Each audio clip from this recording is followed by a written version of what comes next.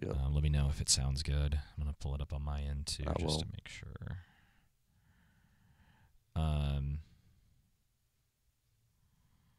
Where Yeah, we sound good. is it? Where And I'm is gonna it? shoot in the Discord. Yeah, I don't know why.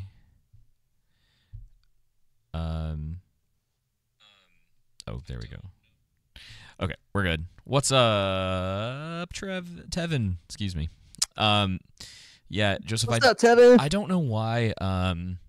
Everything is like 2+ years for 8 episodes of television these days. I don't.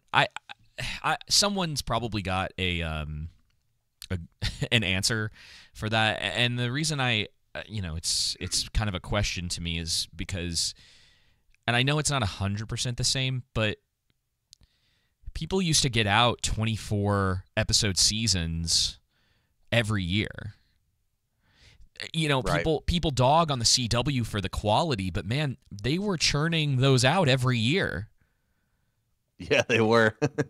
And so they were being consistent with it. yeah, and I know that, like, from a quality standpoint, it's not a great example, but it's so weird to me now. Like, listen, The Last of Us story's already written, right? Yeah.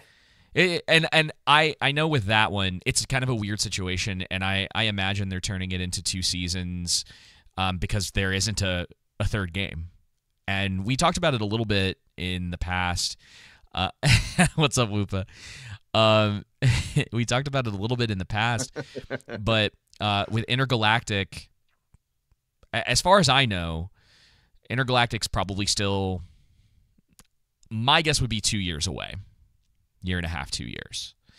And if they're only working on one game at a time, that means that we're not getting The Last of Us 3, if we're getting it at all, for another 5 years.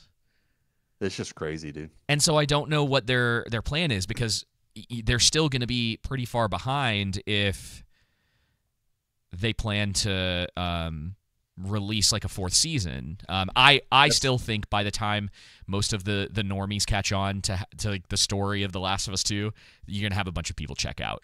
I'm really, there's so much, dude. There's so much that I'm curious about from a storytelling perspective. Like if they're gonna change things, if characters are gonna kind of be a little bit different, if choices are gonna be a little bit different, because let's see, so since the last episode, I haven't beaten The Last of Us 2 yet, but I have beaten The Last of Us again. And I've been writing down like extensive notes about the things that go on in that. And like we talked about, I was texting you occasionally like, hey, isn't this crazy? I don't know what they're gonna do. I don't know how they, I don't know, man. Like, maybe this is one of those things where, like, Neil Druckmann is just using this to kind of, like... I wouldn't be surprised if he ends up maybe leaving Naughty Dog at some point, because the dude seems like he just wants to be, like, a Hollywood director. Maybe, like, writer-director. He's trying to, like, launch himself into that. He would fit in really well with them right now because he's not very good. Yeah. Dude, it kind of hurts my head a little bit. Like, everything that goes down in The Last of Us Part 2, it's like characters being in places that logically anyone who cared about them wouldn't put them in that situation. Doesn't make sense that they're there. Ellie and the events that lead up to what happens to Joel at the beginning of the game, when within context of the first game, it doesn't make a lot of sense.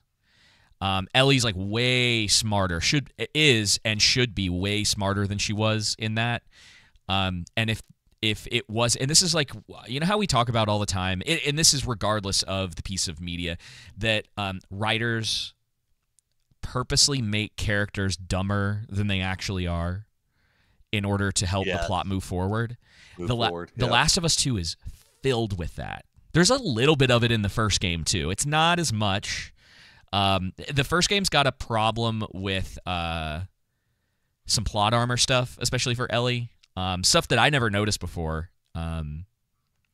but most of it, because like the characters are good and the story is good, you kind of are like, all right, like it's some of it's a little hard to ignore,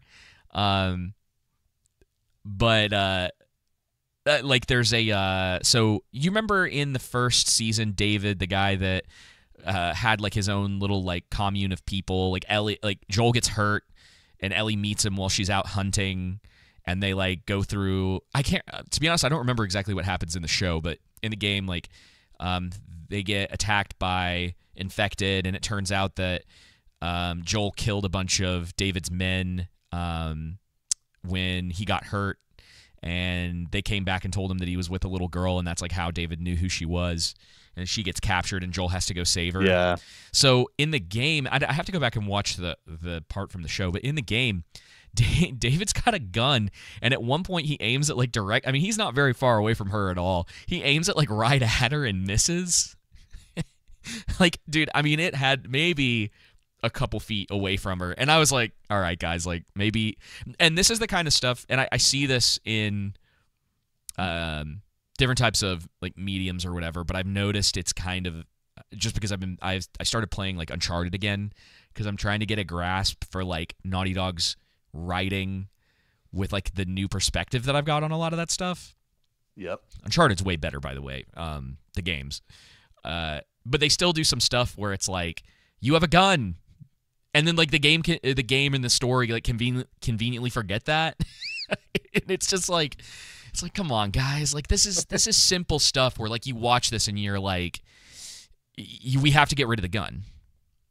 We have to get rid of the gun because it doesn't make sense in this situation. And it's easy stuff. Like, it's really easy in something like Uncharted, because Nathan Drake is getting like thrown around a lot. So you could easily just have it that like something happens and he gets thrown against something and he's in the airplane and his gun like flies out the side, you know? Yeah. It's not difficult. And it's still not really difficult with The Last of Us either. You just kind of have to take the time to remember this stuff. Because when you don't, it really does mess with the game a little bit, where you're like, wait, he had a gun, you know? Well, I mean, I like what Whoopa said in the troll room, where he said, interesting how slow they are to make a story about the bestest and most awarded game ever. Yeah. Which is a good point. I looked this up. Game of Thrones, right? This is the TV show that most people have tried to emulate since it last aired. Now, this is the release date, David, for the first episode of every season. Are you ready for this? Yeah. We got April 17th, 2011 for season 1. Season 2, April 1st, 2012. Wow. Season 3, March 31st, 2013. Huh. Season 4, April 6th, 2014. Season 5, April 12th, 2015. Season 6, April 24th, 2016. Season 7, July 16th, 2017. And then, funny enough, the worst season, Season 8, April 14th, 2019. So they actually had more time than the previous 7 and did a worse job. Yeah. Okay, so if I was guessing, right, because I don't have definitive proof of this, obviously, like, budgets for stuff have gotten bloated. I don't know if there's just too many cooks in the kitchen for a lot of these things now, with Disney, or, you know, pick your poison, Warner Brothers.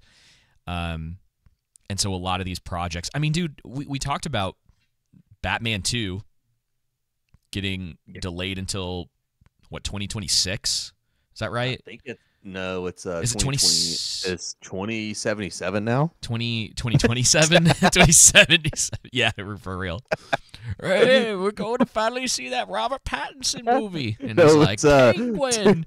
It's like 2027. He's trying to like talk to Penguin. He's like, Penguin, and Colin Farrell's just dead. It's just his corpse. Yeah. Yeah, man. But I mean, it's with Game of Thrones, you see with that, and like what you were talking about with the CW and other TV shows, typically, you know, having that year release date that keeps the hype going. Yeah. As long as you maintain quality, and that's the one thing. Even with Prime, that I thought was dumb. I mean, you're going to take 2 to 3 years to release a single season. Yeah. of a show. Like, I mean, you think about the Lord of the Rings trilogy. It released in 2000, 2001, and 2002. It was like, every all three of those movies, it was a year after the first one. And again, that builds hype, audience retention, and everything. And even, say what you want with Zack Snyder, but it wasn't that the case with Rebel? I mean, this isn't a great example, I think they Rebel Moon Part 1 and 2. I think they filmed those at the same time and then just released them as part 1 and part 2. So I think, sure, it's not quite the same though, because that's like Squid Game is kind of doing the same thing with season 2 and 3, even though it's really just part 1 and part 2 of season 2. Like they filmed the whole thing and then they just cut it into 2 pieces. So it's that's not what I'm really talking about. What it is it's like I'm trying to think of a good example. Arcane's not a good example just because of the animation, even though to some degree you could say like their turnaround time should have been better. That's not the only problem that they had, and there's some stuff that's come out about season 2 of that show. Yeah. And that like it turns out like a lot of the writers from season 1 weren't involved. And there were some other things that were going on. That explains it. Just some weird decisions that were made about what they wanted to do with season 2. And a lot of people have figured it out now. And the guy who was like I think there were like 2 showrunners for it, but one of the guys that was the showrunner for it started getting in fights on Twitter with like random accounts, and people are like, dude, what are you doing? Yeah. It's like you're part of this like multi-million-dollar production, and like Riot's a massive studio, and this guy's getting into just like arguments on X with random folks. Hey, I respect it. I like it. Get involved with the people. I think the difference is because I kind of agree. I think it's fine to do that stuff if you don't come off sounding. Yeah, really, he was like really petty with his arguments, like the stuff that he was saying to people. So that whole thing is weird. And then Tevin was asking about creature commandos, commander monsters. I wanted to say too that before we went live, we were talking about, does it make sense when you have, I can understand if you're committing to something that's original, right? And it's hard to build an audience. Even then, I still kind of disagree. Just go ahead and do 2 seasons back to back and commit if you're going to commit. And maybe you get less quantity of shows going this way and better quality. But we were talking about it. It's like when you have Amazon and you're going to do the Rings of Power, why not go ahead and shoot 2 seasons, and you release the first one and you release the second one, and then in between that time you're working on season 3 and season 4, or whatever your time frame is to wrap up the story. It just doesn't make any sense, because I mean, again, it's the waiting, dude. It's like nobody wants to wait 2-3 years for a show they really like. Lord of the Rings is a problem because the way you do that kind of television show, you either need you just need more people like working on it to some degree, that they're all sharing notes, but you have multiple people working on different episodes, writing, directing, the whole deal. And then someone kind of helping keep everything connected, sort of a lore master of sorts. Because obviously you don't want to have an instance where people are writing episodes for a show and then it kind of all gets pieced together and there's these massive... I mean, if it was good and there were still like massive pieces of stuff missing, it'd still be leaps and bounds better than what we got with Rings of Power. But you get what I'm saying, right? Is that like with a show like that, and because of the detail that has to go into it and trying to work on somewhat of like accurate language for the show, fantasy takes a little bit more time, unless you're kind of taking that CW approach to it where you're like, oh, it's kind of got modern-ish writing in it, but it's in a fantasy world and we're just going to run with it, and we're going on like this budget and we're not trying to because that's a way to do it, and at one point you may have been able to get a fan base. A lot of that stuff's kind of messed up now though, because of like Gen Z not being as big into television. A lot from what I've seen, when they're watching stuff, it seems like a lot of them are just watching like reality slop, Yep. You know, That's what's going around. I don't know, man. I don't know. You always watch a little bit of the Real Housewives, don't you? Oh, dude. Yeah. Well, you know, MILF Manor was always more my thing. Oh my gosh, I forgot about that stupid show. But I don't know a lot of people that are younger than us. I mean, obviously some of the people that we've met through like YouTube and things like that, they watch that stuff. But you know, they're kind of our audience to some degree. But some of the people that I know in fans, David. Yeah, oh, sure.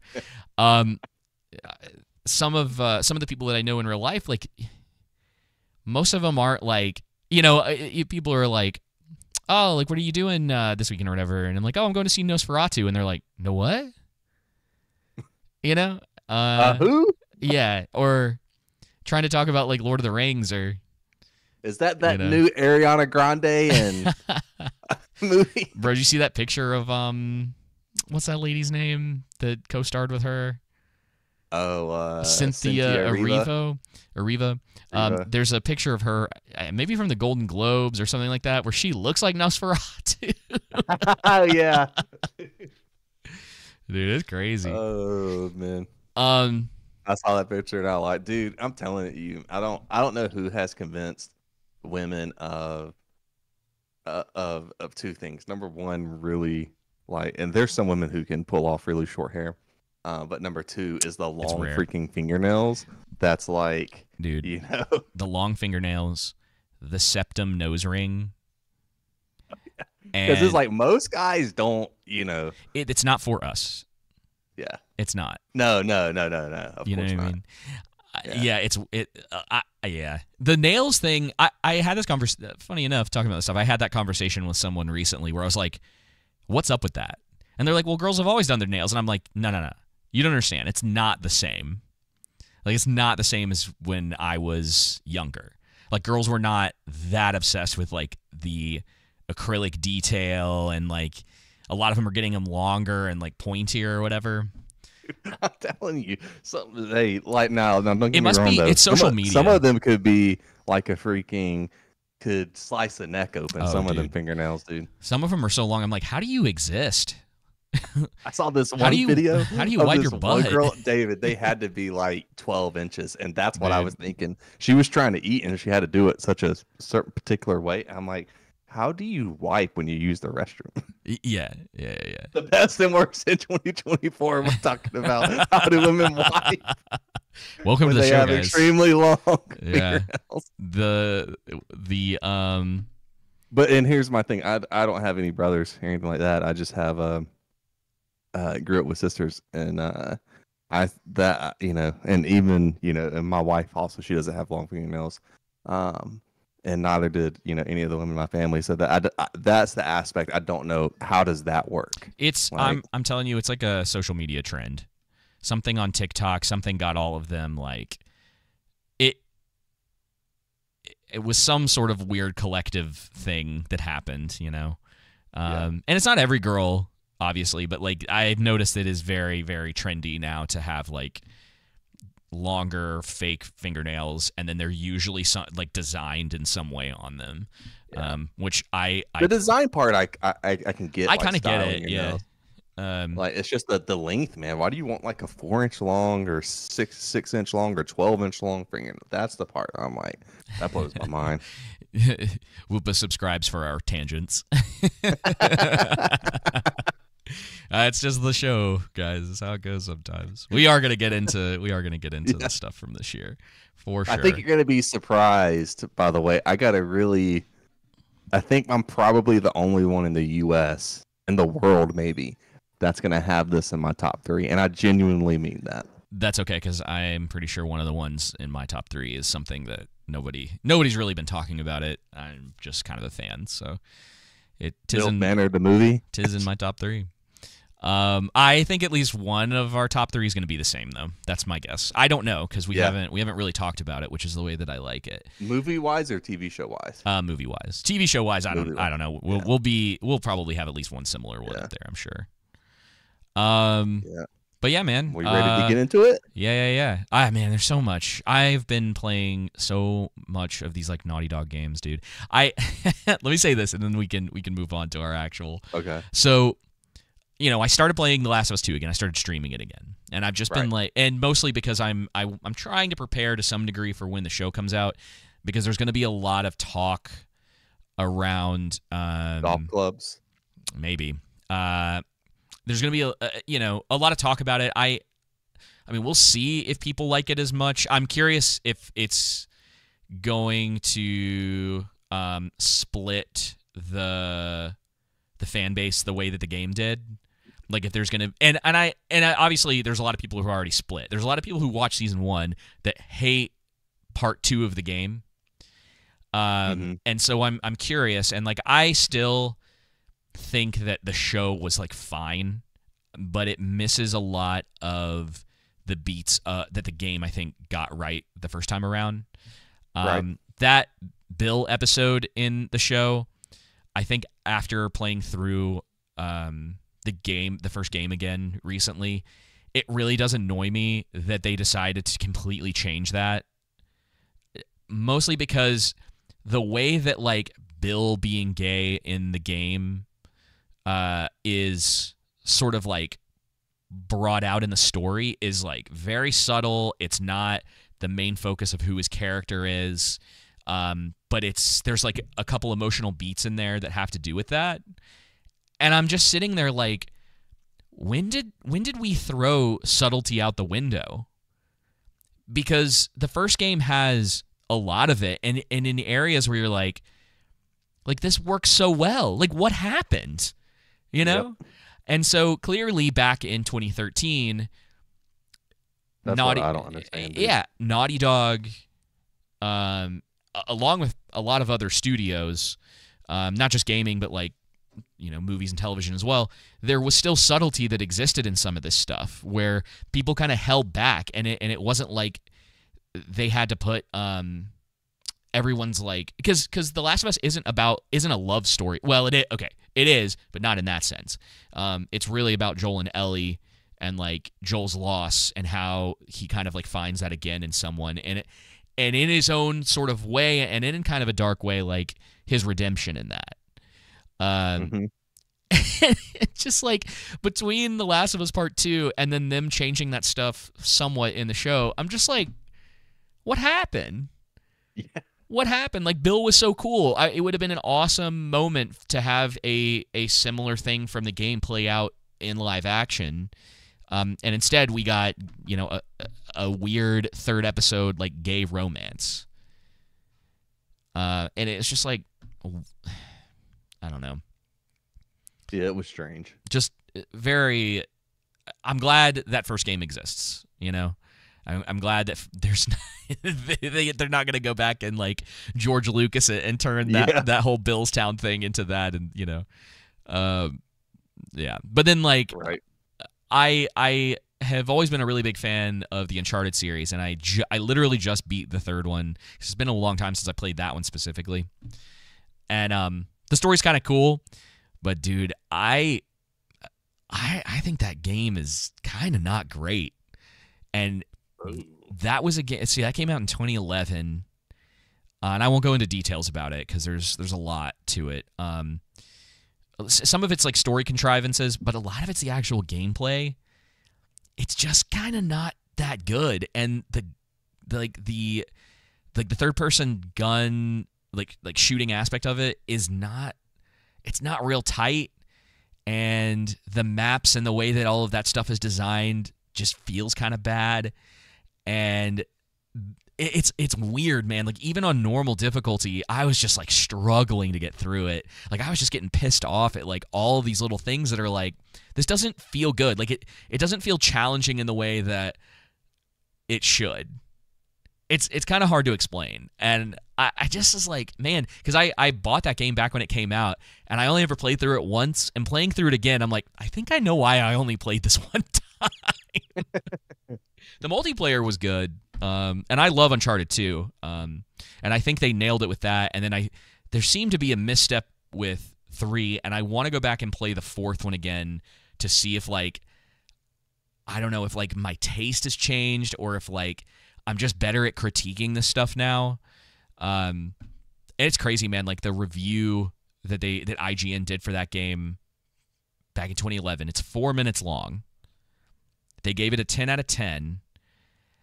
And I'm just like, sounds about right. Yeah, I'm looking at it and going like, man, I didn't have the same experience. And I don't know if there's enough of a difference between the PS3 version and then the remake version, or if it's basically just a port with like upscaled graphics.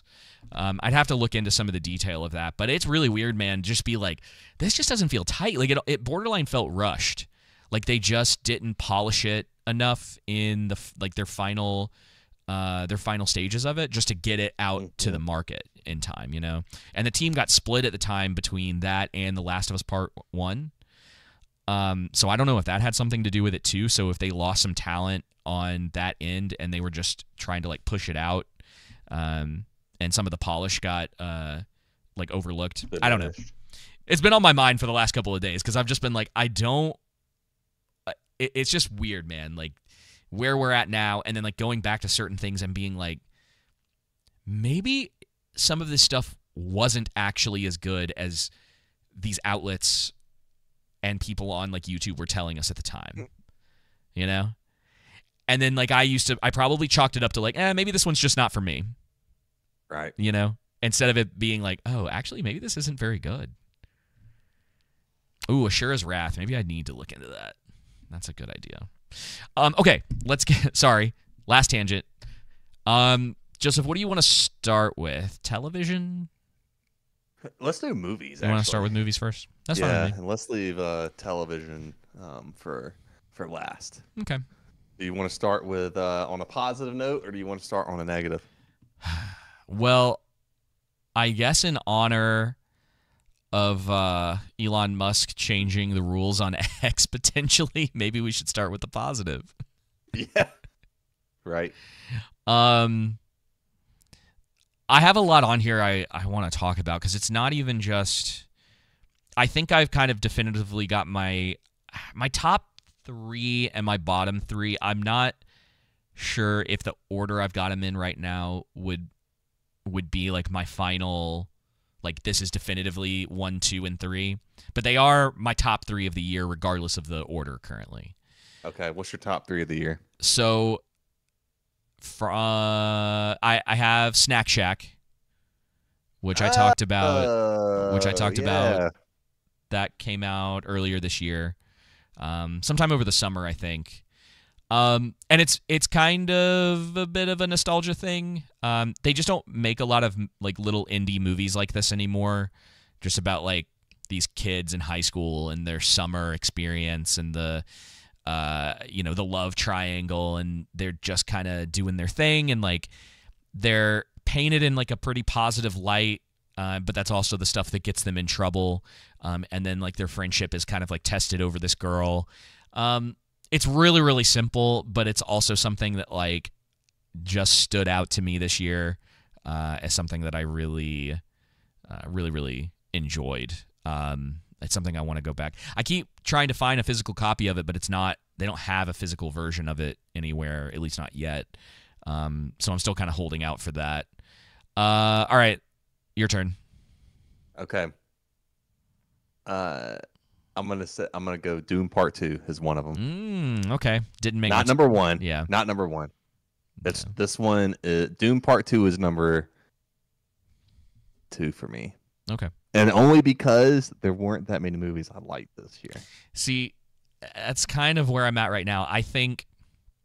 But I had to have a top 3, and then the one that's number 3, I actually wanted to put as number 2, but I was like, I can't do it. And once you hear, you'll know why. Yeah, but it is one of my favorite movies of this year. Dune is number 4 for me. Okay. So it didn't quite make it. I like that movie a lot. I was surprised. It didn't. It made my list. It made my list because of after I rated all the movies I watched this year based off of my ratings, it is number 2. It just okay. So Zendaya brings it down for me a little bit. Yeah, I'm tired of her already. the memes are correct that it's like the industry just keeps kind of like shoving her down our throats, and wanting us to like her. And I'm like, dude, she's one note. Like, she's going to be in that new Christopher Nolan movie. And I'm like, dude, if she's if she's doing the exact same like thing she was doing before, and it's weird because she's not like falls into. Huh? Go ahead. She's not you're gonna say she's not annoying. She's not a nepo baby, right? Like, she's not. Oh, like, I don't know. Where did she come? I mean, she was on like Disney Channel, but her rise in like quote unquote stardom or whatever, it feels really manufactured. Because I'm still like, I don't know a lot of people that are just like, oh, she's amazing. Yeah. So yeah, she drags it. I kind of use Zendaya as like an actor that's kind of like The Rock, Ryan Reynolds, which there's nothing wrong with being an actor like that, But they're like, but they're, oh man, this is gonna sound really disrespectful, but they're. Welcome to the internet. I'm not trying to be disrespectful, so let me see another way to phrase it. They are typecast. How about that? Maybe say it like that, right? So they know how to play one character in every movie really well, right? The Rock is going to be The Rock in like basically every movie that he plays. And whether if it's their fault or how things just worked, or Ryan Reynolds does a great job of playing Ryan Reynolds. Now, to be fair, Ryan Reynolds did say it's great to find your lane as an actor and then to expand that lane out. So I could definitely see where someone would be coming from that. But that's kind of how I've used Zendaya. And maybe I'm wrong and I'm not right. Well, she's literally, but she's just the leading lady. That's what they keep she kind of plays the same type of lady. Oh, in everything, in every, as far as like personality wise. Well, and again, I didn't see Challengers. Of all the ones I've seen, I wouldn't waste your time. In. It's not a movie I'd be interested in. I haven't seen it, but I watched like a breakdown of it on YouTube, and I was like, dang, I definitely didn't miss anything with that one. And maybe, it's something like, I don't have this, like the meme. I mean, I totally get where the memes are coming from. Like, hey, she's in everything. It's just like sometimes people just get, hot like that, so to say, like get on fire where they get and everything. So, but at the same time, I'm not overtly impressed by her acting. Like, it's like, she's all right. Like. I just, the first time, I think it was like the first time I saw her, I was like, oh, okay. Like she's kind of like doing the snarky, smarmy thing or whatever. And it was like, oh, she literally, and she has like less range. Like Ryan Reynolds, sure, like he's typecasted. He's like Ryan Reynolds and everything. But like, her thing isn't even like, he at least has kind of the like peppy thing going for him in a lot of the stuff that he's in. I guess I put Zendaya on the same level as The Rock. She's like a less interesting Aubrey Plaza. Like they kind of. Oh yeah, you know what that's I mean? That's a good way to put it. They both have kind of the same the same shtick. That's a good comparison. But the way that Zendaya does it, it's so blah. Like there's no effort going into it. Where like Aubrey Plaza, like you can tell she kind of has like a thing that she's doing. Like the comedic timing is there, the way that because like her character, like being April in Parks and Rec, that's kind of who she is in everything she's in. Yeah. And sometimes she puts like little slight twists on it, but she's still kind of that character. Right. And I think that's fine. I don't have a problem with it. The biggest thing with Zendaya is like she really does feel like she's in everything now. Yeah. So didn't quite make it for that. And then there's some stuff with setups and payoffs that I don't think they quite hit at the end of the second movie. The thing with Dave Bautista and that fight, just I know, dude. Totally. That's why I was surprised it came in at number 2. But I'm like, when I'm looking at my list over here, Wicked, Juror number 2, The Wild Robot, Subservience, I think that's what that movie's called. Alien Romulus, Twisters, Quiet Place, Despicable Me, so on and so forth. It's like, oh yeah, there's a lot of crap that came out this year. I mean, not The Wild Robot this year, dude. And I wouldn't even say Wicked is crap either. Actually, I'm gonna watch it at some point. By my reviews. Oh gosh, if I remembered all the movies when I did my list, Wicked would actually fall out number 3, but it's not number 3. I am totally fine with people liking, like, obviously we don't really care. I think it would be crazy for anyone to say that like Wicked was the best movie that came out this year. No, objectively, I just but I understand like people do think, yeah, it was my favorite movie of the year. Like I that was the best experience I had at the theater, blah blah blah. And I'm gonna watch it at some point. It's finally on streaming, so I'm gonna check it out at some point. It's just, what is it, like 2.5 hours? Like that's the thing. I'm like, dude, I'm just not interested enough in the material to, you know what I mean? So it's like, all right, I need to like. It's hard for that push. I wasn't either, and listen, I wouldn't have watched it had it not been for my keeper. But so, okay, Dune is that is my number 2. What's your other one? Top 3. Okay, so there's 2 more. I'll go with The Wild Robot next. Ooh, and is that like, so I have an official number 1. Okay. Do you have an official number 1? No.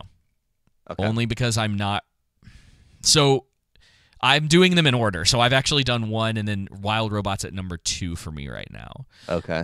The only reason it didn't quite get the top spot for me is what we were talking about when we reviewed it. I feel like the third act, like the movie's got a weird thing that happens where like the first hour is like super solid, like excellent storytelling, and then the third act kind of comes out. Third act is kind of from nowhere. It's a little weak. It's not awful, but it definitely kind of just falls into like generic animated movie territory with that sort of thing. But I was fine with it at the same time. So, and it's in my top 3, so it's not like it was a big enough thing to push it. It was a fantastic movie, and it was my number 1 movie of the year. Yeah, and I totally, by far and away better than Dune. It just did. I love so much of it, but like especially when it comes down to sort of that emotional side of like watching movies. Yeah, it was just like, I think number 2 is where it belongs. I think it's where it belongs. I hear you. I like the emotional, like narrative of the story. Something that could relate to. I like the, as we discussed in our review, the animation, the style, a lot of the acting, the voice acting in it was really good. And actually, Pedro Pascal playing the Fox, I was really surprised. I was like, well done. I know. Well done. I'm looking at this list. So what's your last one? Okay, number 3 is Nosferatu. Easily number 3. I'll talk about there's a couple other movies on here that I want to talk about a little bit. I just moved one of them up the list a little bit because I think it deserves to be a little higher on my list. I would sit here and forever and like look at this list and where the I was kind of looking through it and like changing stuff around as far as like where it belonged on there. And I'll talk about it in a little bit. There was a movie that I watched last week that like finishing it, I went, yeah, that was all right. And then like thinking about it a little bit more, I was like, actually, like that might have been a little better than my first thought on it.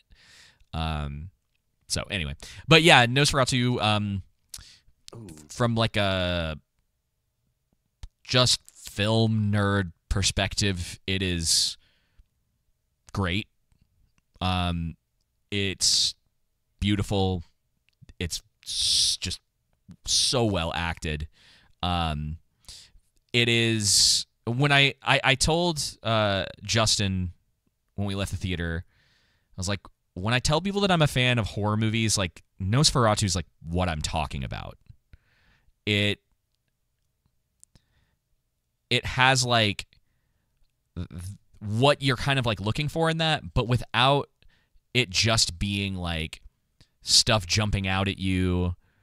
You know, it's not like excessively gory. It's kind of about the tension and the drama that's going on in this kind of situation. Oh, nice. And that's really what I liked about it. Probably, you know, it's just like dealing with something that I think is a little bit higher minded than like your typical like slashers and stuff like that. Right. And this kind of horror just like needs to exist. I don't know if it's my favorite movie that Robert Eggers has done.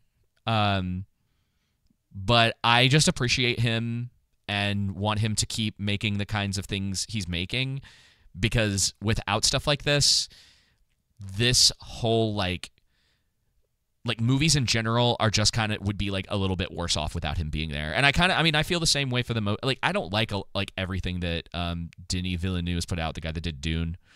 Right. But I'm glad he exists, you know. Yeah.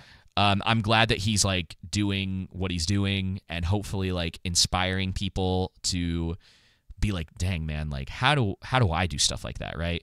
I want that, but with writers as well, because that's sort of where the weakness comes from. Nosferatu's not like a complicated movie.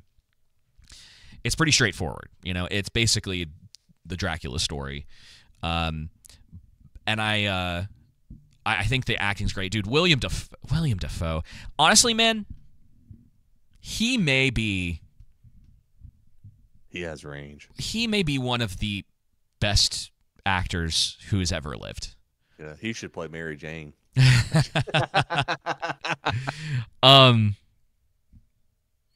Zendaya's spot. Play Mary Jane and then play the whatever her name is in Dune. I think that I realized that William Dafoe might be on that level after seeing The Lighthouse a couple of years ago. And just being like, he's great. Like, if you go in to watch The Lighthouse, and I'm a bit of a Mary Jane myself, that's good. And you just like hate the movie, if you can't at least come away from it being like, William Dafoe was incredible, you know, like he carries. Yeah, you can hate movies, but then respect the acting within it. Yeah. So yeah, it's sitting at number 3 right now. I want to watch it again, just to kind of feel like I've nailed down where it was. It didn't quite hit the high point that I was kind of hoping it would. But man, like especially from like a cinematography standpoint, man, it is just, it's so good. It's a beautiful movie to watch. And then his name's slipping my mind right now, but the guy that plays Count, plays the Count. Hang on, let me look this up. No worries.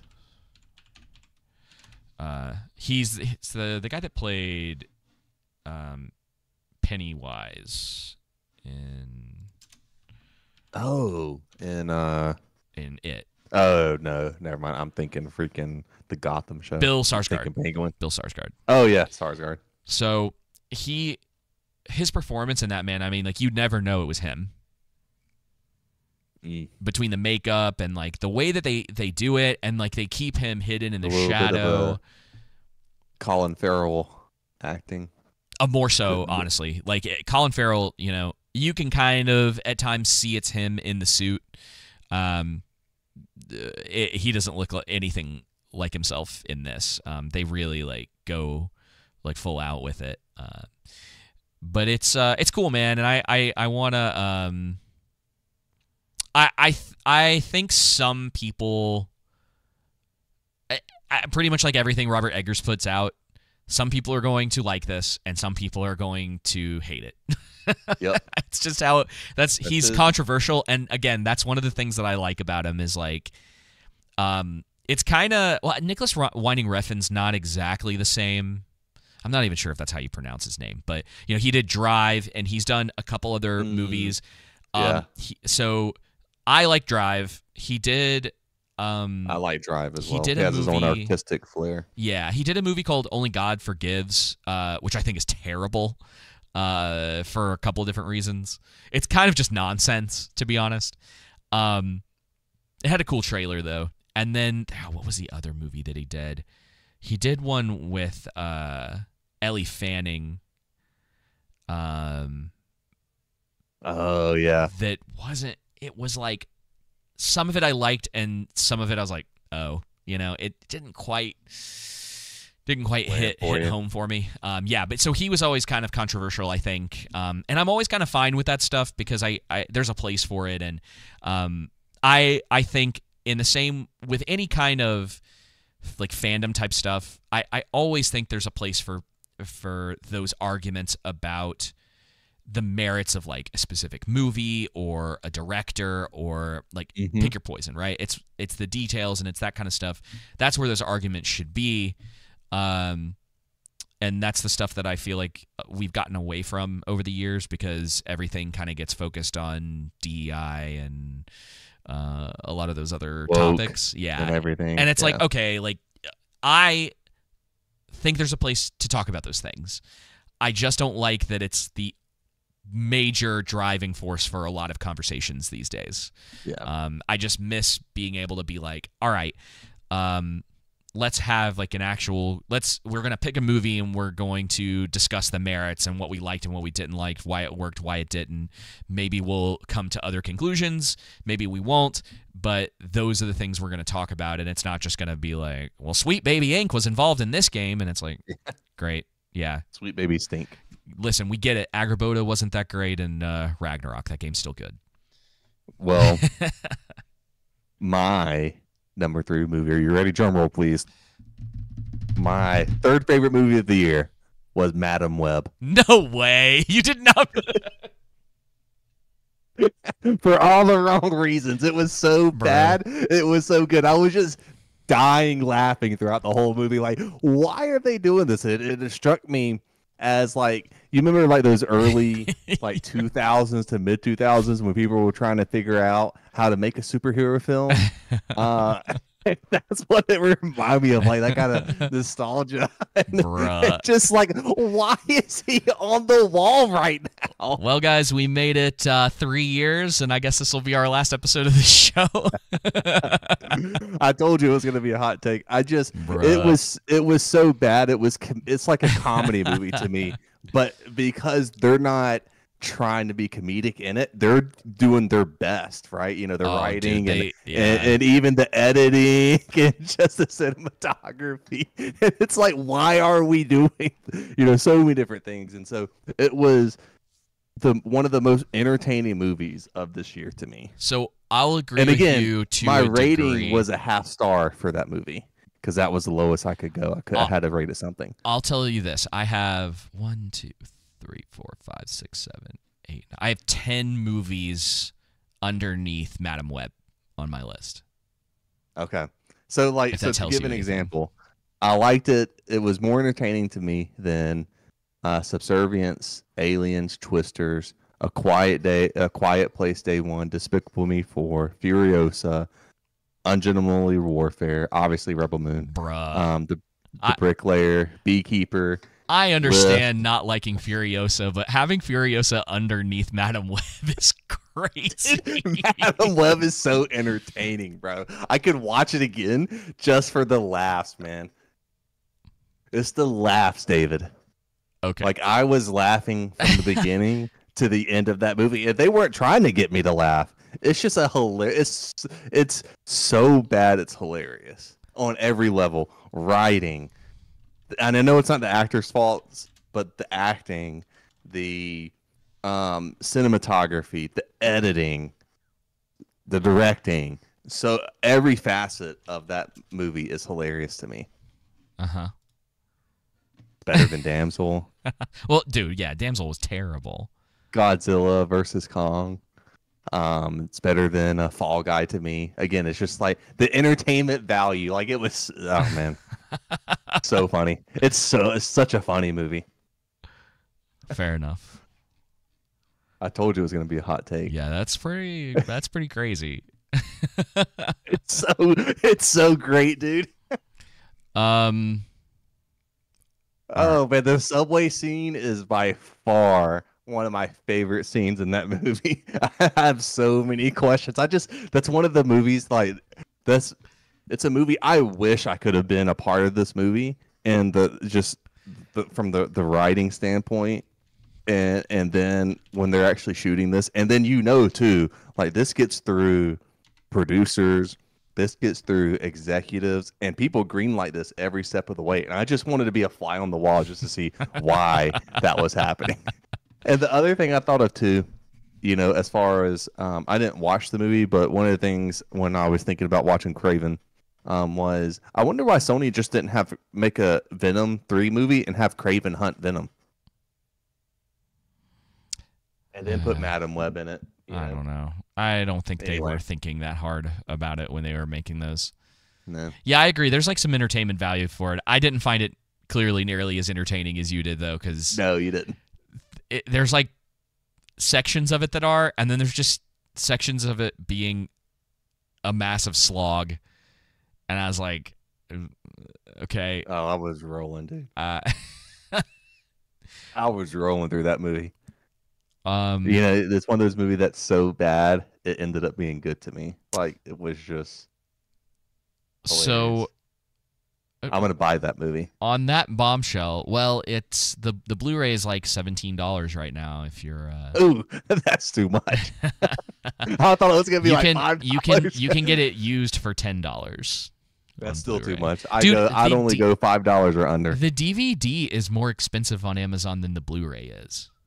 That's funny. How's that? It's one of those. I'd go to Walmart, and if it was in the $5 bin, I'd grab it. Bro, they have the limited edition steelbook that you can buy for $17 too. So you should probably just pick that up because at least you'll have a nice steelbook to go along with it. Yeah. Now, is it as far as like if I'm rating based off of what movie should be the third in my list, it would be Wicked. Okay. But no, Madam Web. It has not been a strong year for movies, regardless. No, it hasn't, bro. When I realized all the movies that I watched this year, I was like, oh man, it's been a really bad year for movies. Like it has to be worse than last year. Because last year didn't we get Godzilla -1 last year? Yeah, we got -1 last year, which is I think for me 2023. Still we got the Iron Claw in 2023. Iron Claw was great, yeah. It's a little hard for me to remember what came out that year. I brought up I found a list of the box office stuff because it was kind of a good way for me to go back through and look at what came out that year. So we had Super Mario, Oppenheimer, Guardians 3, Across the Spider-Verse, Mission Impossible, which I didn't think was that great. Oh god, Quantumania though was in 2023. That's crazy. I haven't gotten a chance to watch Kung Fu Panda 4. John Wick Chapter 4.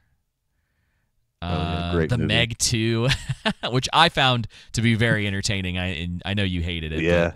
But, that's how you felt about maybe that movie is how I felt about Madam Web because when you say I'm like, oh, that movie was a slog to get through. The Hunger Games. Yeah. Five Nights at Freddy's. Man, we got lit up for our review of Five Nights at Freddy's. Oh, dude, they were those kids were There's so some hardcore mad defenders of that. movie. It still sucked. Dungeons and Dragons was all right. Yeah. Good Guardians of the Galaxy or Avengers movie.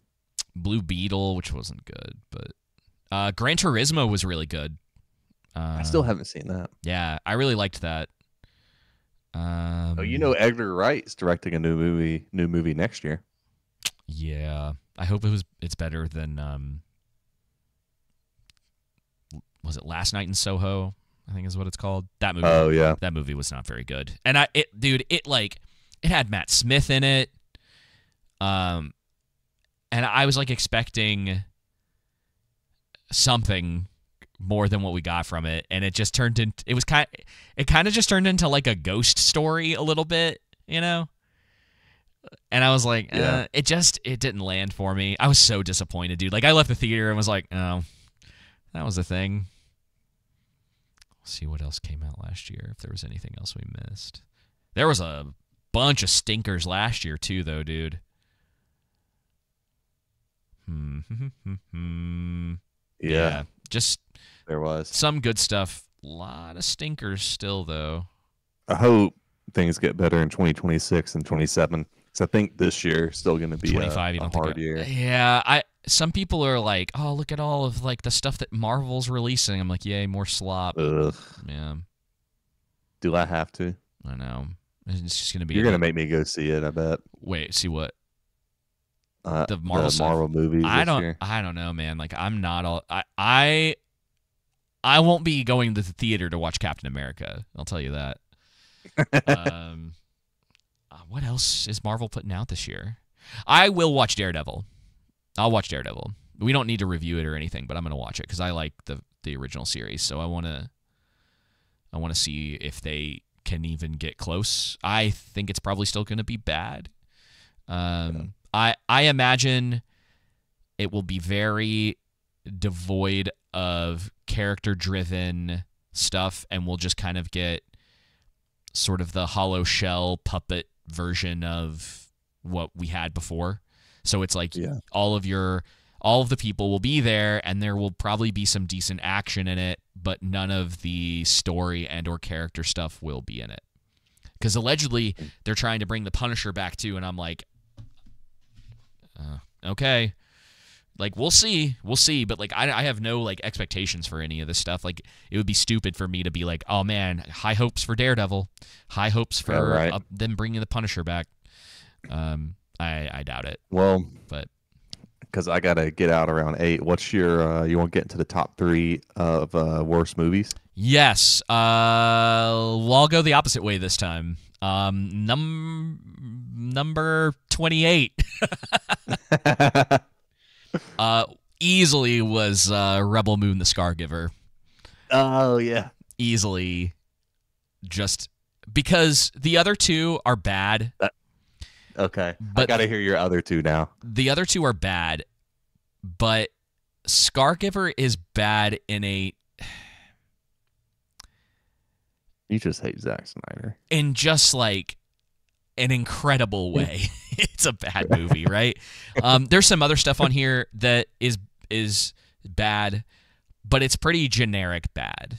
A Quiet Place, Y2K, Argyle. Argyle sucks because of the kind of bait and switch thing, but it's still sort of like generic bad. Oh yeah. So okay, you read Rebel Moon, Argyle, no, and what else? These are all. I'm not. No, those aren't my other two. I'm just naming off a couple of the other things that are at the bottom of my list. Alien Romulus is down there because it's like it. Romulus, honestly, It's better than Rebel Moon. I considered putting Romulus in my worst 3 of the year. Ooh. Because it's like it is that insulting to that series. It's a good looking, like, tough crowd, just, you know, quote unquote greatest hits of the series or whatever, which isn't even totally true because they take a lot of things from the movies that people don't like and put them in there as if it's like, oh yeah, it's just, you know, we're gonna do it better this time maybe. It's terrible, dude. That movie is really bad. I just don't think I would almost just tell you that the cinematography saved it from being in the bottom 3. Okay. Because for me, generally, if you're going to make it into that, it is going to be driven by story, characters, just the utter lack of any of that, and then going up and beyond, you know? Yeah. Whereas a lot of the stuff in here that's didn't quite get into those 3, it's like they all kind of have that, but they're kind of less offensive, I guess, you know? Whereas, like, dude, Scargiver probably gets it because it thinks it's a good movie. Oh, yeah. Well, you know that because of the freaking slow motion that's rampant in it. Yeah. Snyder definitely thinks That he's dude an auteur. loves slow motion. Yeah. And he's got his fans, and there are some, I don't know if they're still around at this point, but there were some rabid defenders of this movie when it came out. But they're the same as, like, anytime I've interacted with Last of Us 2 fans or, it was like the Marvel fans a couple of years ago that we were dealing with a lot. Yep. They just don't actually have arguments for why they like these things. It's all emotionally based. Right. And hey, any chance to piss off the Snyder fans, it's fine with me. So yeah, that's my bottom of the barrel.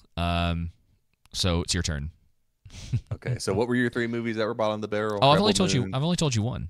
Okay, only one. So we're gonna go one by one. Okay. Yeah. All right. So I guess I need to start. I'm gonna start instead of with my bottom of the barrel one. I'm gonna start with number 25, so to say, which is going to be.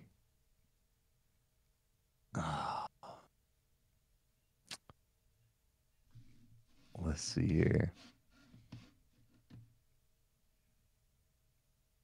I really want to. It's hard. It's hard. There's competition here for this. You know what I mean? Yeah. And I'm trying to decide. Do I want to put? I think I'm going to go Rebel Moon with 25. Yeah. I think. Fair and enough. we just discussed that, so no need to continue on with that. So you just want to hear my other ones. Okay. Well, 27 is Damsel. That was the It is. It's just. It's hard to have because they're all right there neck and neck with to some degree. Rebel Moon, Damsel, and then mine is different from yours. But go ahead. Damsel is just. It's the kind of like girl power. She's kind of a Mary Sue. Yeah, girl boss. Yeah, type. just like the worst version of that. Like they're not trying at all. Yeah. To make her interesting or to not make it kind of make sense for the world that she lives in. Millie Bobby Brown, I don't know how much of a career she's really going to end up having outside of. Is she kind of like Zendaya a bit in that? Like every time I see Millie Bobby Brown, I'm just like, Yeah, you're like, oh. Yeah, it's like when I watch The Rock or who else? I know this is gonna piss people off, but Meryl Streep. When I watch Meryl Streep, we I'm all just know like, that you don't like her. She hasn't been in much recently. Yeah, she might be one of those like psyop things where it's like, oh, dude, everything she's in is so great, and then you're kind of like, I don't know about that. Yeah, she's got a presence on screen. I haven't seen her. I mean, maybe she's retired at this point. Hey, man, that's hard, man. Do I really? Ah, man, they're so neck and neck. Mine was going to be, my next one was going to be Lift. What is Lift? Yeah, exactly. I don't even know. It's the Kevin Hart movie that released earlier this year. That was the heist movie on Netflix, dude. It was so bad. I don't even know what you're talking about. I know. I mean, like, well, Damsel is like kind of in that category too, to some degree. I think the only reason, like, people might in our sphere might know a little bit more about it is because it's a fantasy, in more ways than one. And yeah, man, it's like nothing. There's all sorts of stuff No, my number two was War of the Rohirrim. I'm sorry, I forgot that. My number 2, Lift. Yeah. And that's purely because it's Tolkien. You should be adapting that right. Yeah. That's not. And even though it's Tolkien, and even though it's horrible, it's still not as bad as my number 1 worst movie of the year. Okay. That I can't believe I wasted my life on and watched. So, am I telling you my number 1 first? Yeah, go ahead. I'm wondering if you remember that this movie came out this year. Uh oh. Number one is a little movie called The American Society of Magical Negroes. Oh, wait, dude, that's my number one. um, Dude, that movie's so bad. I don't know if a lot of, I mean, like, maybe people don't even know this movie exists. You know, like, I don't know. Obviously, like, there's a certain like kick that you and I get out of watching some of these movies. Yeah. American Society is a bad movie on a number of levels. As some sort of like racial,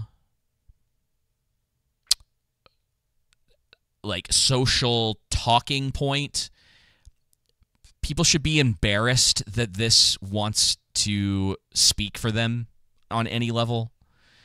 So you have that aspect of it. And that's kind of like at the forefront, obviously. I mean, like, look at the title of the movie. It also doesn't accomplish in like roughly 2 hours what Key and Peele managed to do in like 2 or 3 minutes in that sketch that they did. Wow, at this point, probably 10 years ago. So you also have that. But not only that, it also breaks down for probably a good hour into just a generic rom-com. Yep. And if you're going to touch on a subject like they're trying to touch on, and you've got to hit the comedy in it and the comedic time in it, and the joke. It needs to be funny because you're trying to take a serious topic potentially. Now their starting base for a lot of this stuff is just flawed anyway.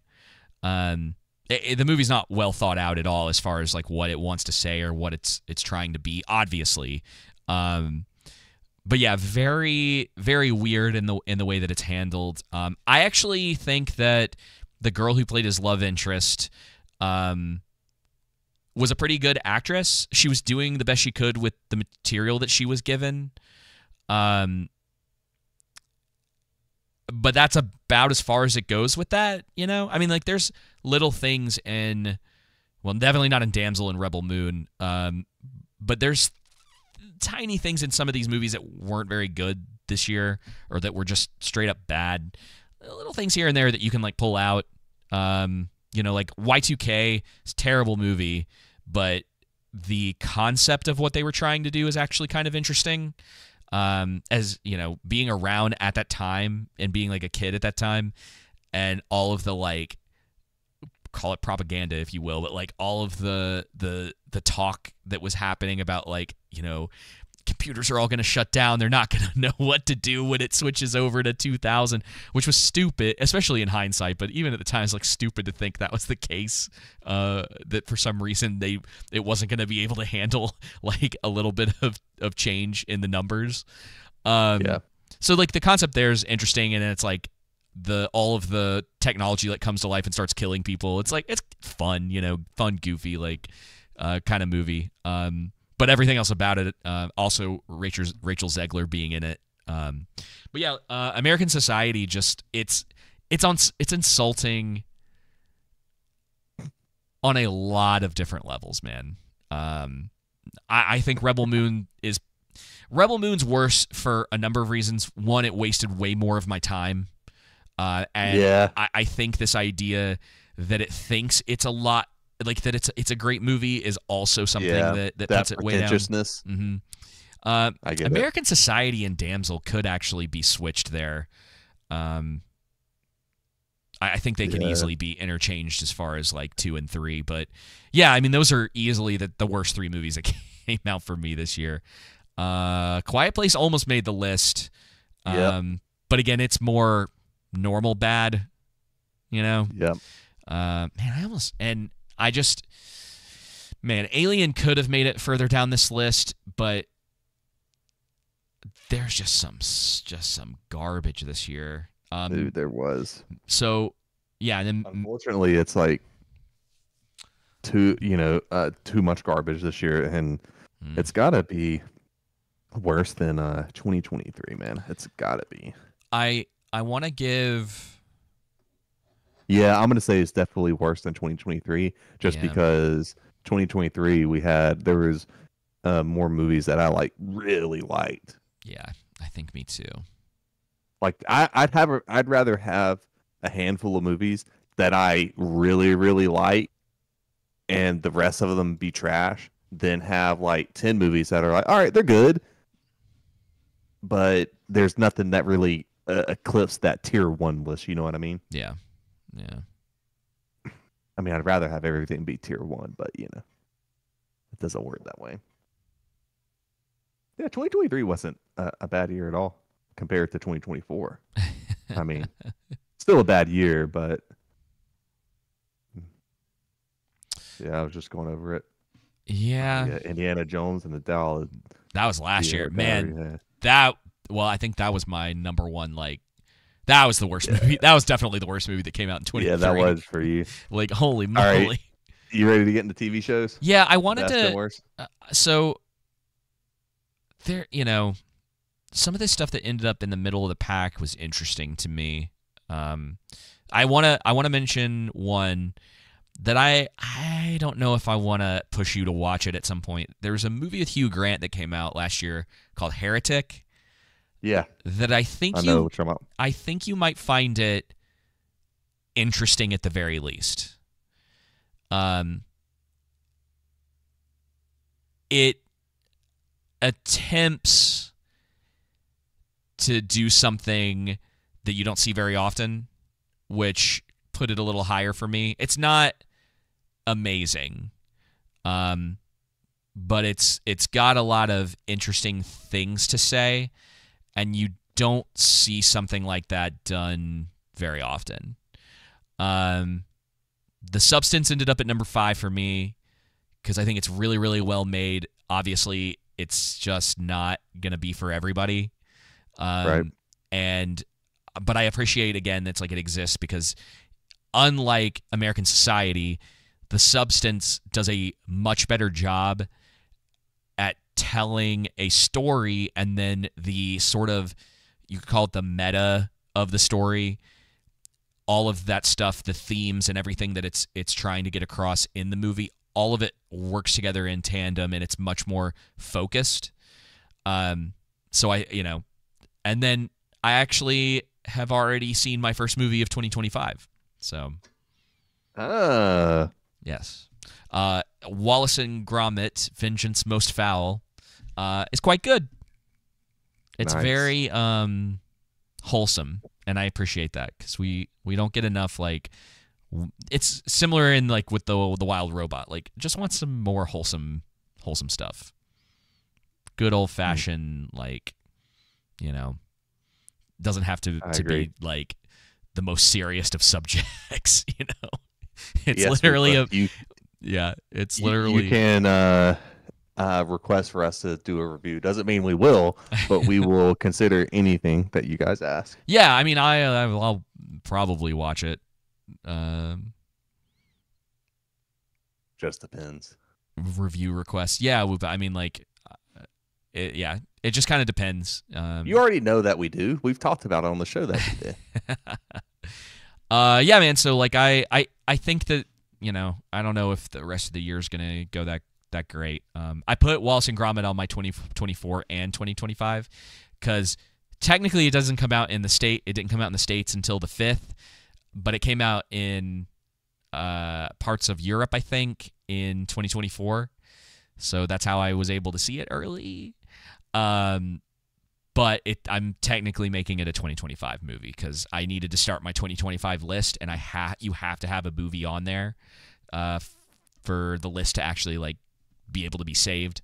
And so I was like, okay, I'll make that that'll officially be my first movie of 2025. So I don't know what's going to be next. There's not a whole lot coming out in January, so we'll see. But yeah, there's Den of Thieves 2 coming out, David. Bruh. Yeah. I've never seen the first one. It's on HBO Max. So we'll see. All right, let's talk about television. I've talked about a lot of this already, so I don't know. Let's do this. What's your number one And we'll just kind of go a little bit longer because I know you want to. I know you want to get out of here at some point. So,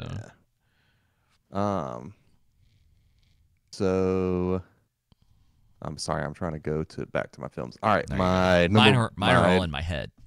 My number one movie of the year. Yeah, your TV show. Oh yeah, TV show. My favorite TV show.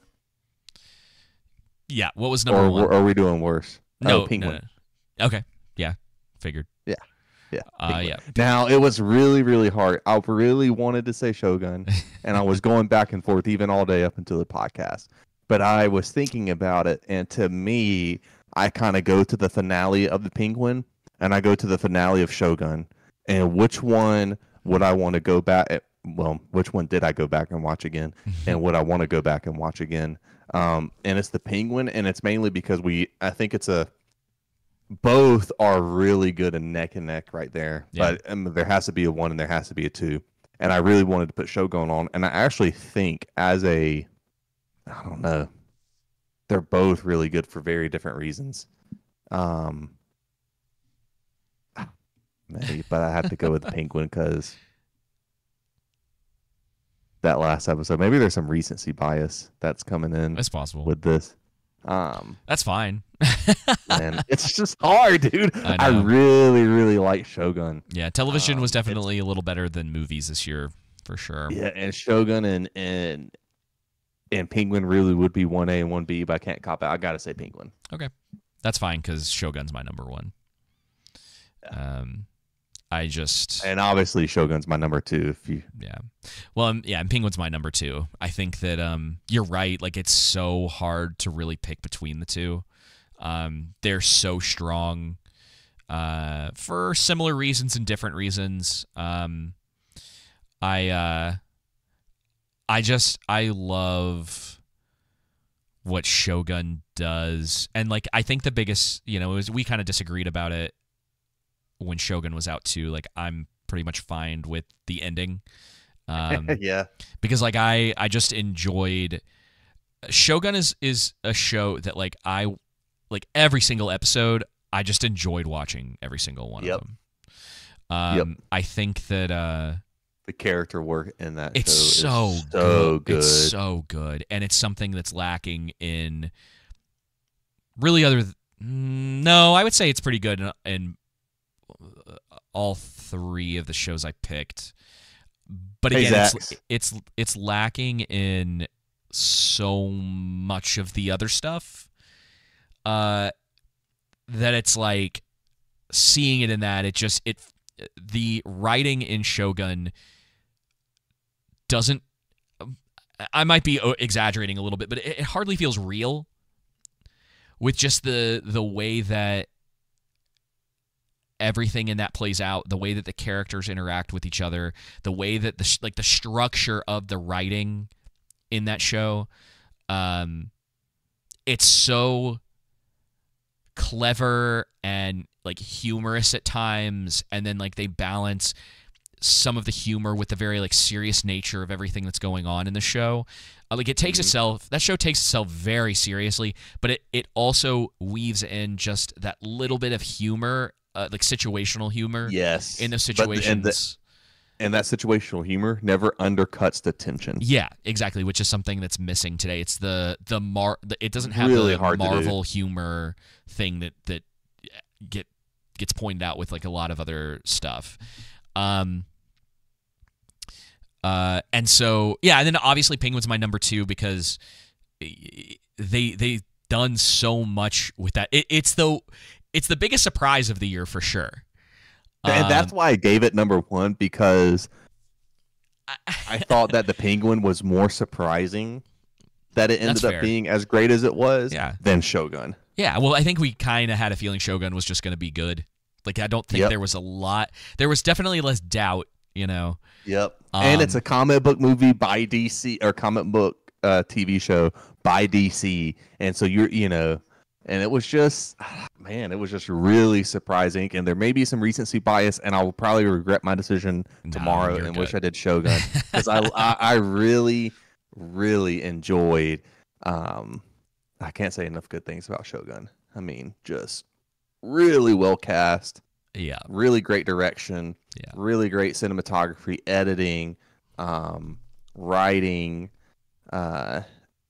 Man, and I liked the relationship between. Probably my favorite aspect of Shogun was the relationship between John Blackthorne and Mariko? Is that right? no, not Mariko. I did like Forgot. that. Not Mariko. It was what's his name, David? Come on. Yeah, he won the Golden Globe.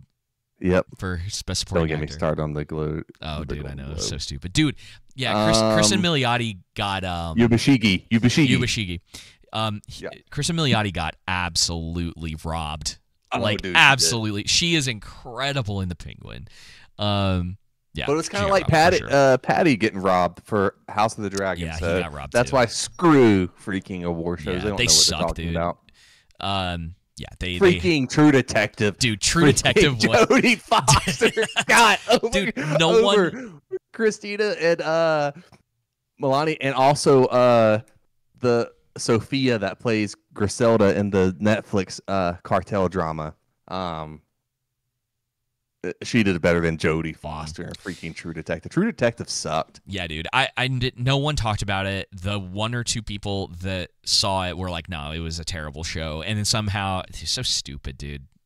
And and like here, you can respect her acting in a bad TV show. That's fine. But to me, if somebody's going to be nominated for, it's not like you can have a breakthrough performance in a bad TV show or movie. But if you're going to be nominated, it seems like your acting is going to do so well that it will elevate the show. Yep. And that's not like nobody talks.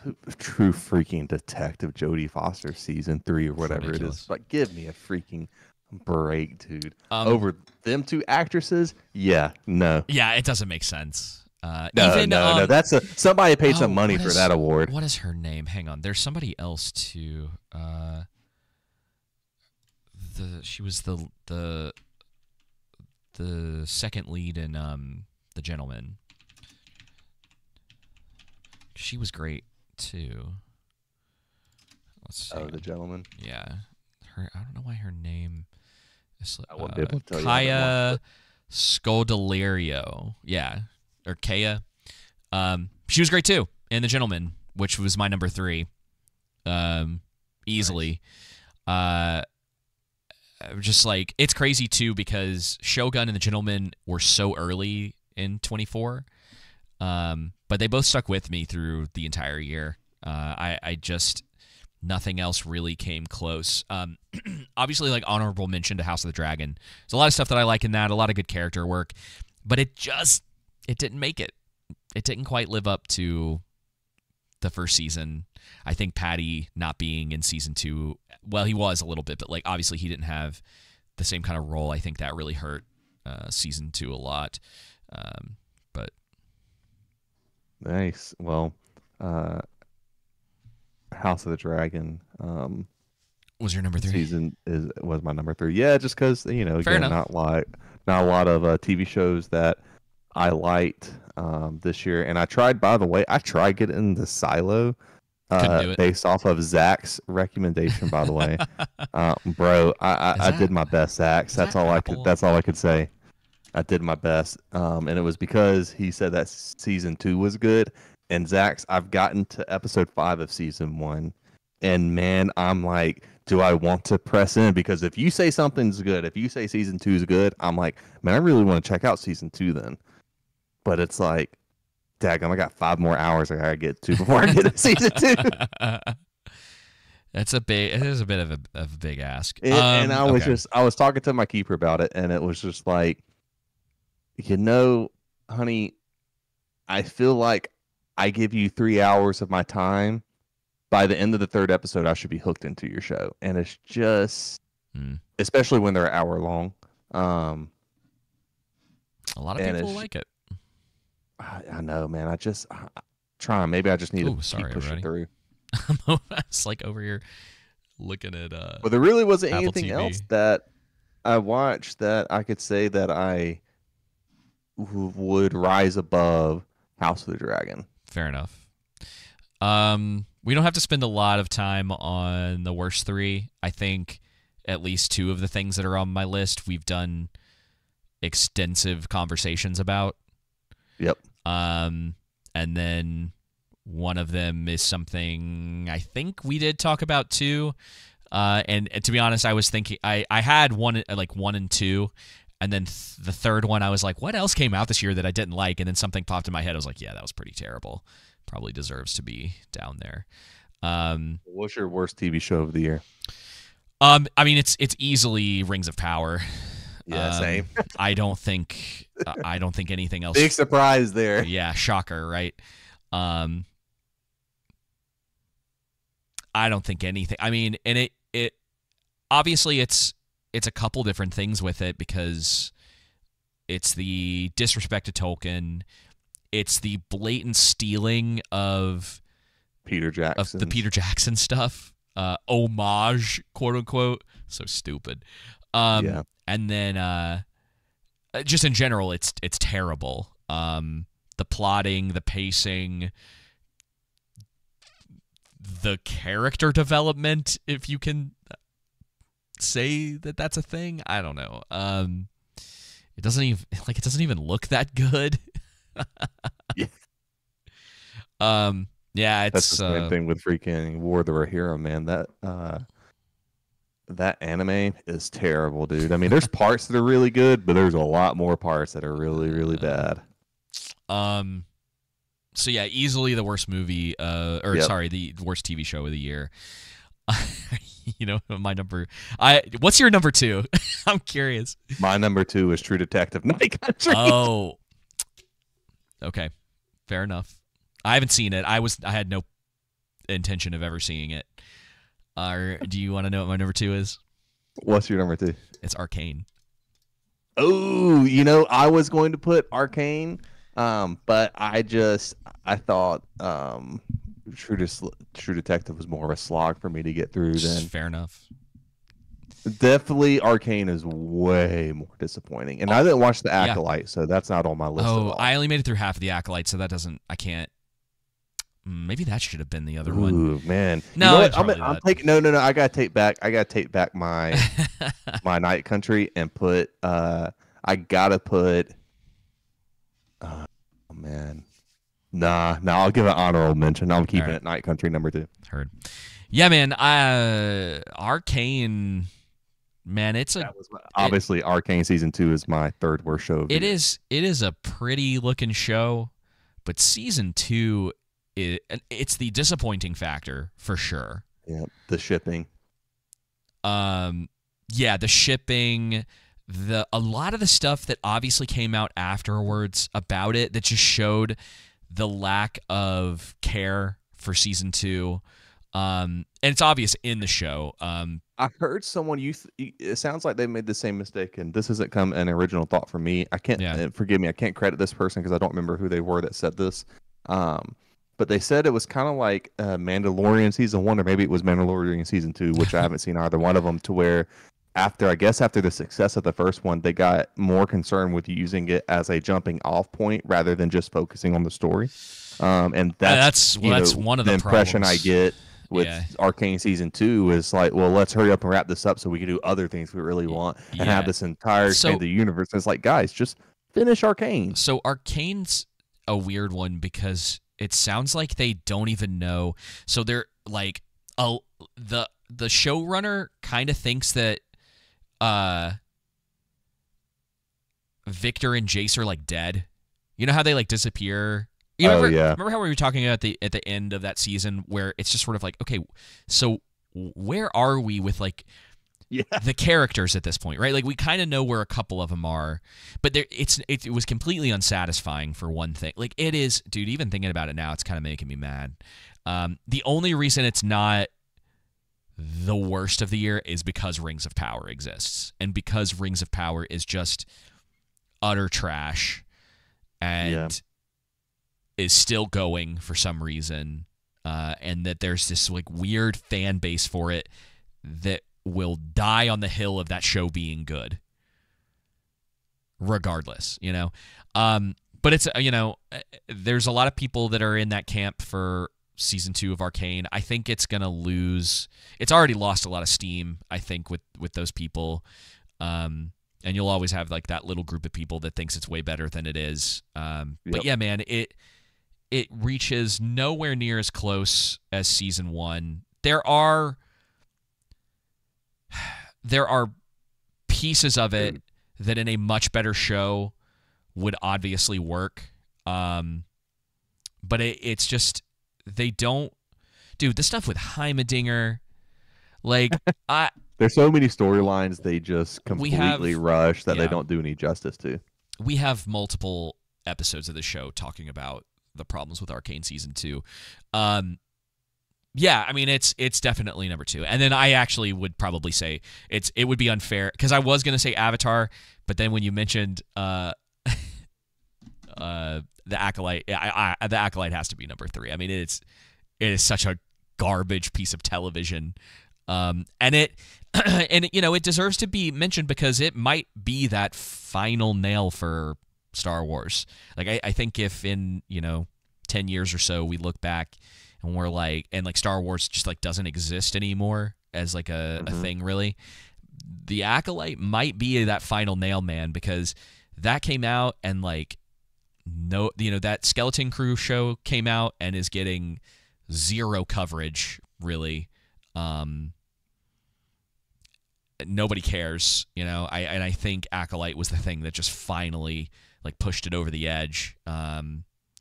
So we'll kind of see what ends up happening with Star Wars over the next couple of years. I think it's about to get put away in the Disney vault for a while, I would guess.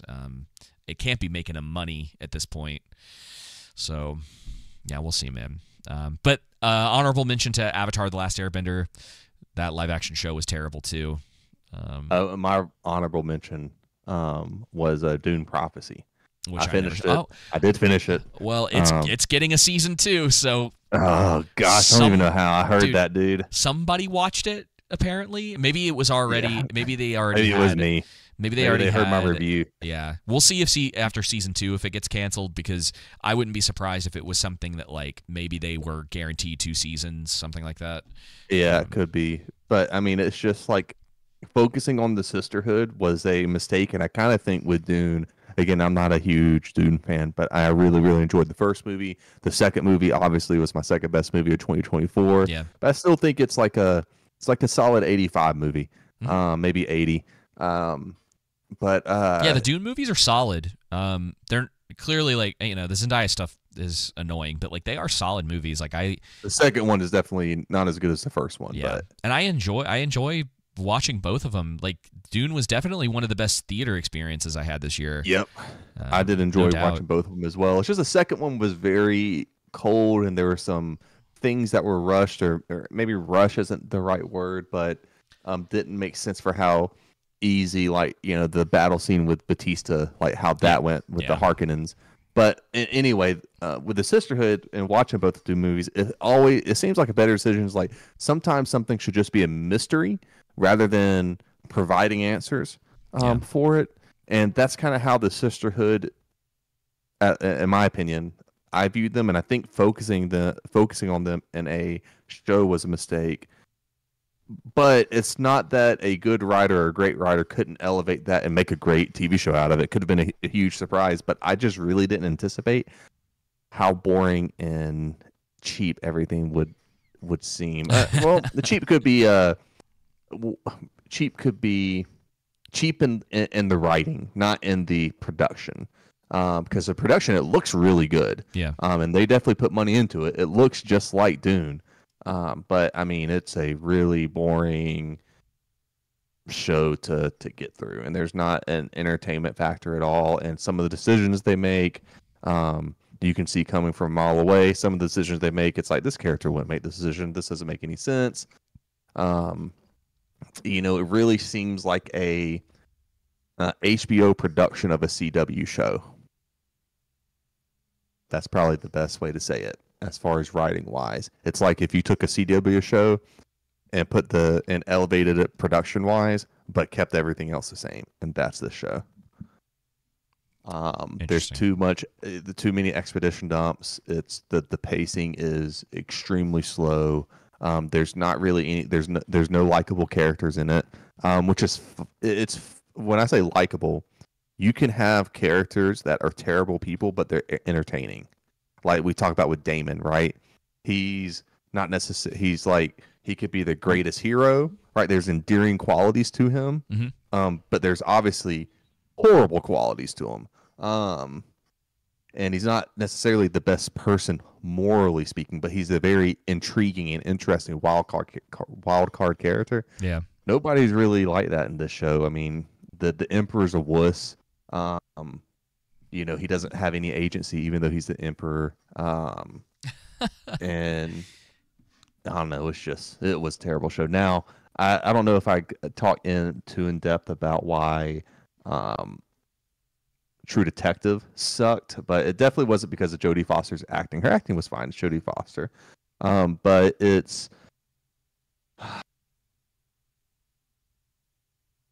derivative of the first season of True Detective and possibly even the second one.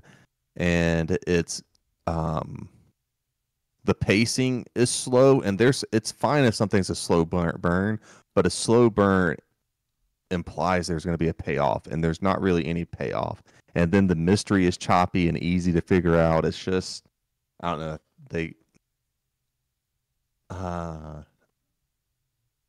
they just didn't do a good job writing out the mystery.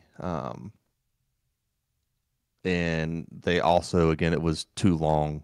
Maybe if they would have shortened it, it could have been better, as we frequently say. And the number one thing is that, again, the same thing with Dune. There's not any likable characters in the show. You don't like Jodie Foster's character. You don't like, I can't remember the other girl's name, but the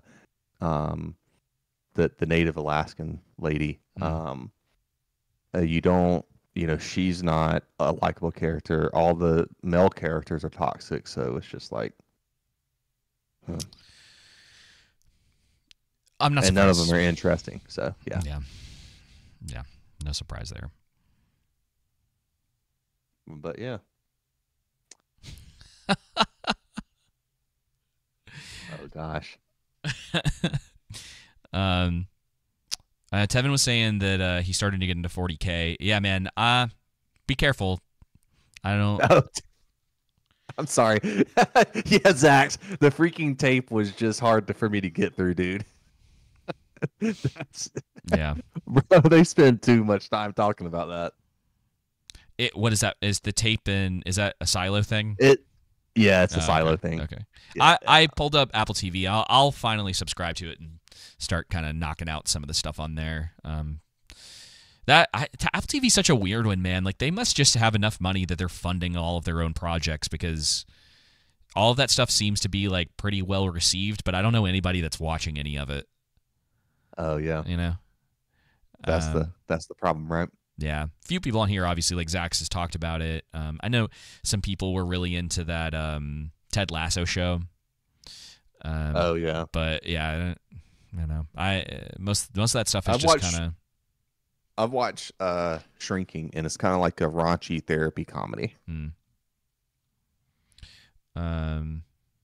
I just saw something that reminded me Thunderbolts comes out this year too. That was one of the other Marvel ones.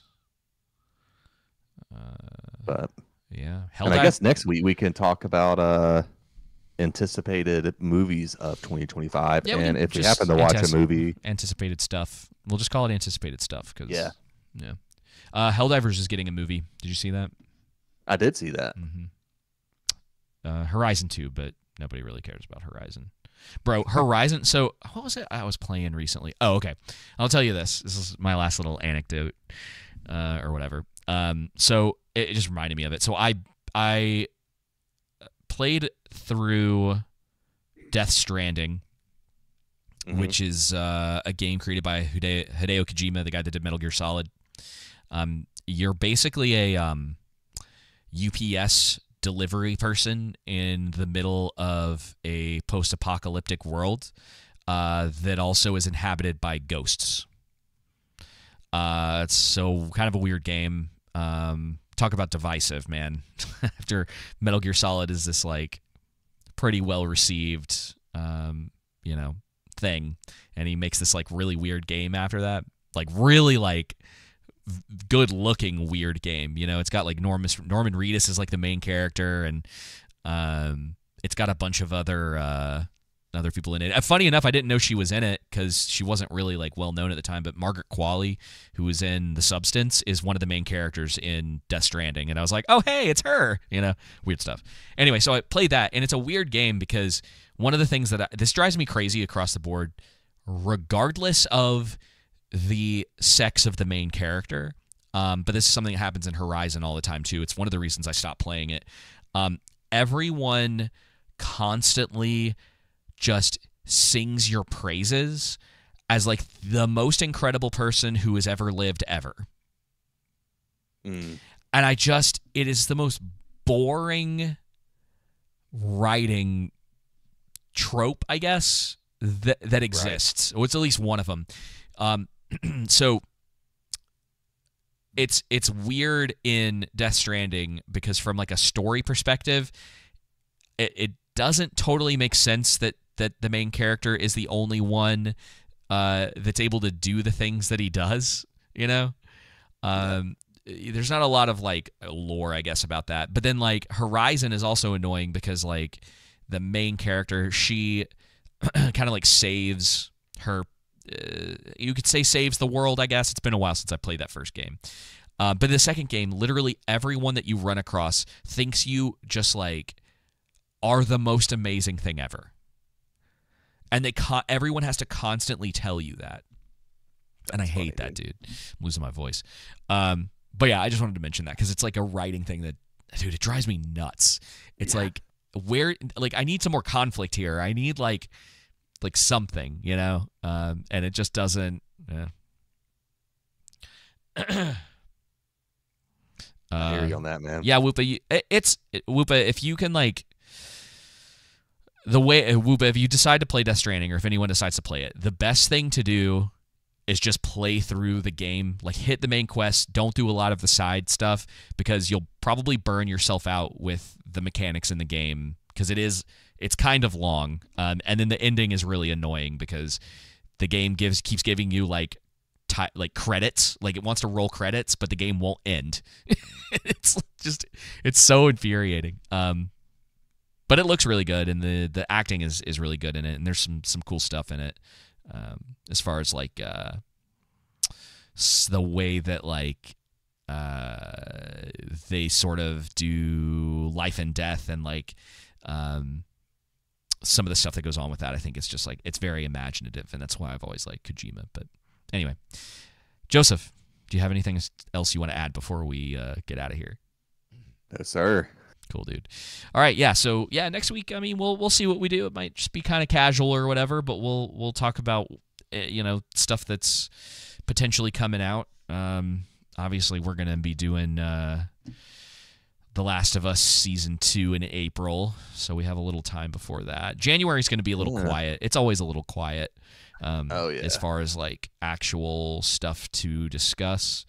I am going to be getting, I mean, we're headed towards it now, so I've got to get these Last of Us Part 2 streams done so that we're ready to go. I'll have plenty of notes, plenty of things to talk about by the time we get there.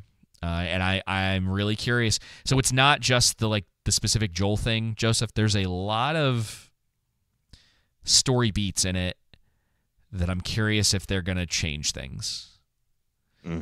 If they're going to make it make more sense. So we'll see. Okay. We got Den of Thieves 2 that comes out in 3 days on the 10th, if that's anything that you want to I'm gonna have to watch in January. I guess I'm going to have to watch the first one first. I don't know if I'm not going to the theater to see that. I mean, me either. I got stuff to do. But I don't know. It's probably going to be quiet. It's going to be, I got to see what TV shows as well. Yeah. Maybe we can do something like that. I'll look and you can look. I don't know. Just text. So we've got, I know, I mean, obviously we'll talk about this next week, but we do have Night of the Seven Kingdoms comes out this year. I think it does. I think it's this summer. So We'll see. Something. Next week. Yeah, dude. Alrighty, y'all. Well, thank y'all for tuning in to episode 195 of The Underground. We'll be back next week with another episode. Typically, we do Mondays, but I had a migraine or something was going on. I think it was just caffeine headaches, but regardless, my head was killing me yesterday, so I wasn't going to do this. But yeah, we'll be back next week. We typically stream every Monday at 7:45 Eastern. You can catch us live on YouTube, or once I finally start getting the podcast episodes uploaded again, you can catch us wherever you listen to your podcast as well. And on that note, Joseph, if you're good, I'll send the people on their way. So y'all, thank you. I'll take it easy for listening, and until next time, y'all take it easy. See ya.